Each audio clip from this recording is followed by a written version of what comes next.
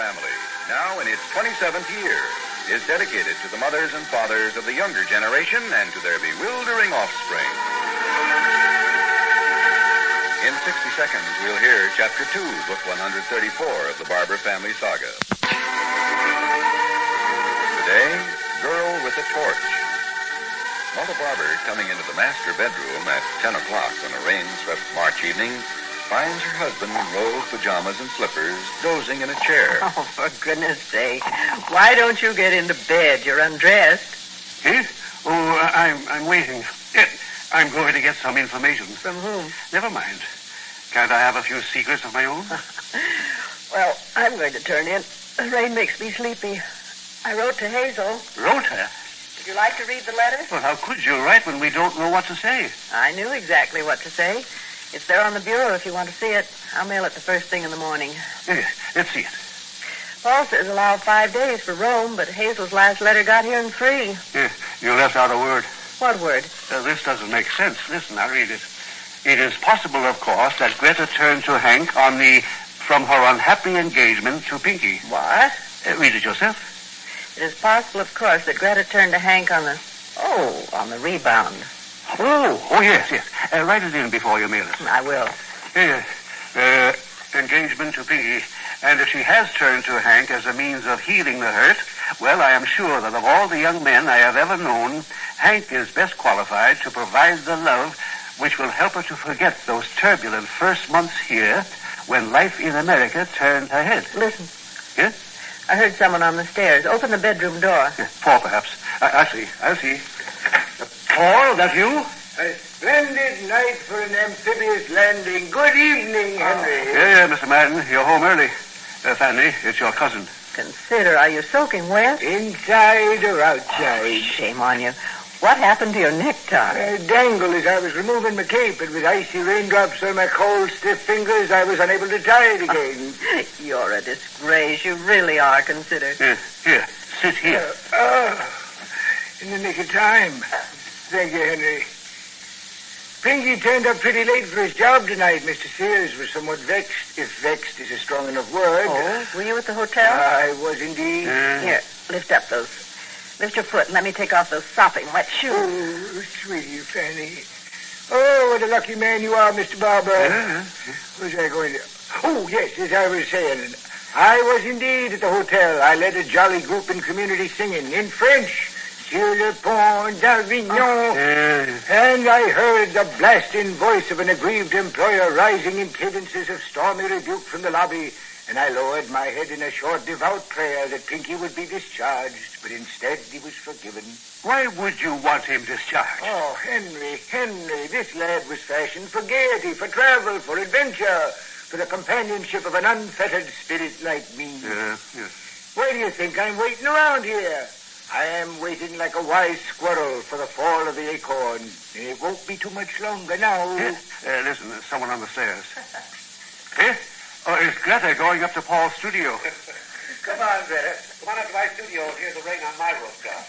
In Norway one summer where I was, the rain fell not with a patter, but with a hiss on straw. It was a thatch roof. Who was there?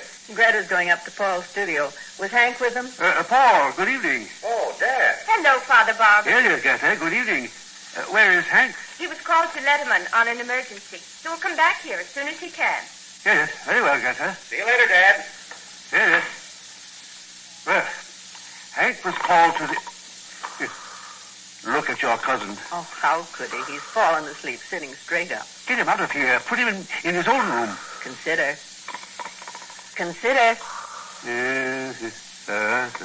Oh, Henry, shake him a little. Here, wake up. Here, come on.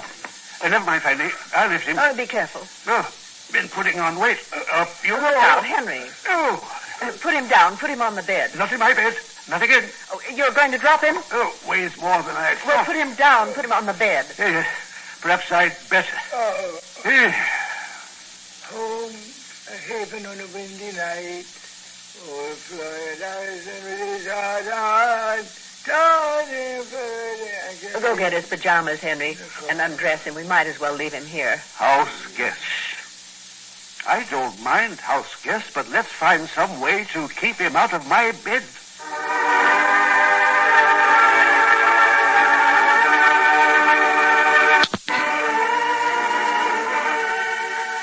studio at the top of the house, a few minutes later, Greta watches Paul stir up the fire. Hank says he adores sleeping up here under the eaves on rainy nights, and I see why. One feels so snug. Isn't there a top-floor bedroom in the house CZ gave you? He is to occupy that, if we accept the house. Is there a doubt? I can't get Hank to even talk about it. Hank is very troubled about something, Uncle Paul. Do you know what it is? Yes. Yes, Greta, I do. Well, I'm glad. Is it something I've done? Please tell me. No matter what it is, it's better to know. Hank's got himself convinced that you're still in love with Pinky. With Pinky? What a perfectly fantastic idea. What? How appalling. Would he think for one moment I would allow myself to even look at Pinky after what happened before? I'm not that naive. Oh, no. Oh, no. I've not caught on to everything. But I know when someone offers me nothing but heartbreak. Yes, and trouble and misery and loneliness and humiliation. One time was enough. I have long ago ruled Pinky out of my life. Now, honey. Why is he now suddenly courting me? This is what he should have done when we were engaged. I will not permit this. I have rebuked him. Once I even slapped him. I've done all I could to tell him no. Please explain to Hank. Yes, I will. I'll have a talk with him right away. That is why I want us to go at once, tonight, as soon as Hank is back from Letterman, and drive to Reno or wherever we must go, and wake up a justice of the peace and be married. So that will be the end of Mr. Pinky. There could be no doubt in anybody's mind. I will be Mrs. Captain Hank Murray, and that will stop it. Oh, I do not want even to think of Pinky. I'm sorry. I cannot stay any longer. Now, Greta, hold Tell on. Hank I've gone home and will be sound asleep with my clothes packed, ready to leave for Reno. Honey. I'm glad you were so frank with me. Good night. Oh, wait a minute. I'm going to walk home with you. I would rather you didn't. It is 5 doors only. I would rather be alone. Good night. Good night. Paul? Yes, Dad. Come on up. What's the commotion? Come in. Consider Martin fell asleep in my room. I put him on the bed, temporarily. But I want him moved back into Margaret's old room. I'll help you in a minute. Joan, Greta's on her way home, alone. If she doesn't get there within the next... Oh, she is. No, all right, never mind. She ran, I guess. It'll be kind to her. I had to ask her a rough question. I'll see you later. Good night. Greta walked in while I was talking. Yes, Hazel asked us to write and tell her the true situation. I can't sleep, and I'll write tonight. Did you find out what's going on? Afraid I did, Dad. It is Hank, of course. Greta is in love with Hank. No, I don't think so. Yes? I think all her life she'll be in love with Pinky. Yes. We were hoping against hope, of course, but as I told your mother, both of us have suspected that all along.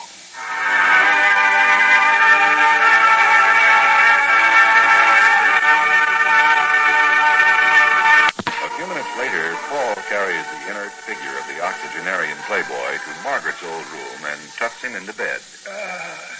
Another bed. I've always enjoyed a variety of beds. Good night, CZ. All right, Dad, turn out the light. Good night, Mr. Martin. Yes. Now, your mother wrote a letter which gave Hazel a false note of optimism. I hate to counter that in the same mail, but I suppose I should. Well, what's the hurry? I could be wrong, you know. Yes. It wouldn't be the first time. By George, that's a fact. People talk as if you were always right. But I suppose you're wrong as often as anybody. Yes. That's very interesting, Paul. Excellent. You've cheered me up, my boy. We'll hold off the letter and wait it out. Yes. Fanny, there's some hope after all.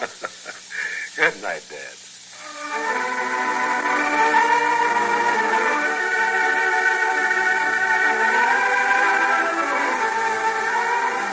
One Man's Family, which comes to you Monday through Friday, is written by Harlan Ware and directed by Carlton E. Morse.